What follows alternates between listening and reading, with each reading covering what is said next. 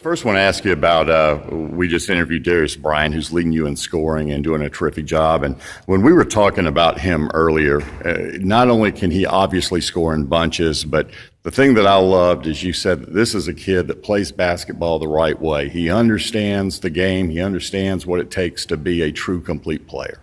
Yeah, great young man with great work ethic. I think work ethic's the key. He's 4 to 5 days a week getting extra shots before school when a lot of kids are sleeping in. He's always calling you to get him in the gym and get extra shots up. He just has a great work ethic, and I think that's something that probably comes from home with his parents. You got to give your parents a lot of credit when you have that kind of work ethic instilled in you. He really works at his game. Such a great kid. I've heard your former athletic director, Josh Stepp, mentioned him in the fall when we were talking about some of the great kids out here at Lexington High School, and he was saying that you just won't find one better. He's a leader as well, isn't he? He's the kind of kid you want to kind of attach your cart to. Yeah, he's one of the kids that's academically qualified. No issues there. You get a lot of positive comments from teachers that have him in the classroom. He's a good ambassador for Lexington High School, as well as being a pretty good player. He's breaking all the shooting records, and we've had some good ones.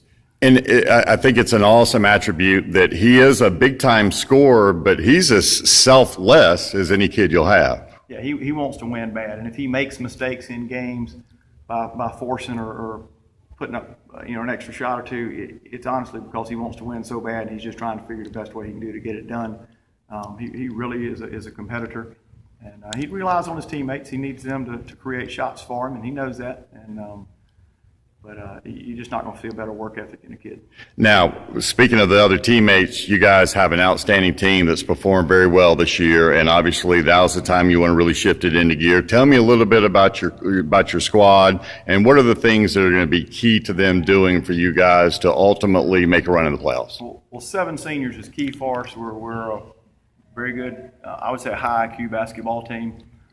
Darius, Will Haney, and Caleb Shackelford are all third-year on varsity guys and have at least been part-time starters all of those 3 years.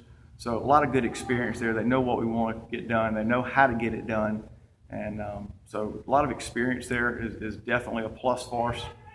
Our region's brutal, though. You've got 4 teams that have been ranked at different times in the top 10, and there's just no nights off. It's a loaded region. So we feel like if you can get through the region with a decent seeding in the playoffs, you'll definitely have been tested. But the problem is getting through that region and still getting a good seed. Right, no doubt. And obviously there's lots of great players in the region individually as well, with Darius right there with them. Is this, we've got the new realignment, and this is obviously a new region with 5A being instituted this year. Is this, in your long experience as a head coach, are there as many really good players as you can remember in a while? Because everyone's talking these days about Columbia area basketball being back. I think Columbia area basketball is as good as it's been, but if you went statewide, I'd say it's the best in the 30 years I've been here.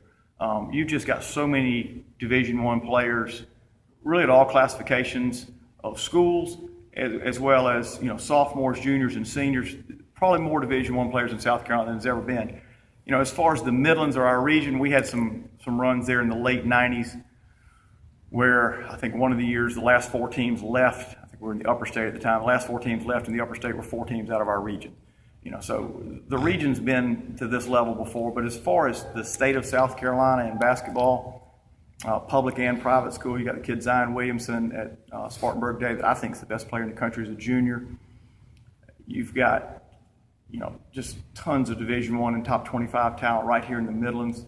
I know these coaches that are fixing to start picking the all-star games. It's going to be great in that they've got lots to choose from, but it's also going to be difficult for those guys to narrow it down, because when people say Columbia basketball and South Carolina basketball is back, it's for real. There's going to be some really good players that don't get selected to the All-Star games, like really good players that'll play at the next level. Speaking of that, other than Darius, are there any young men on your team that you think can go on at some level and continue Caleb their? Shackelford's a kid that's getting a fair amount of interest. No offers yet, but a fair amount of interest, and I think with his skill set and size will definitely make somebody a really good player at the next level. All right, last question. Is this a fun team to coach? They are very fun because their personalities off the floor are great. They're a very fun group. They're kind of low maintenance as far as that goes. They get along.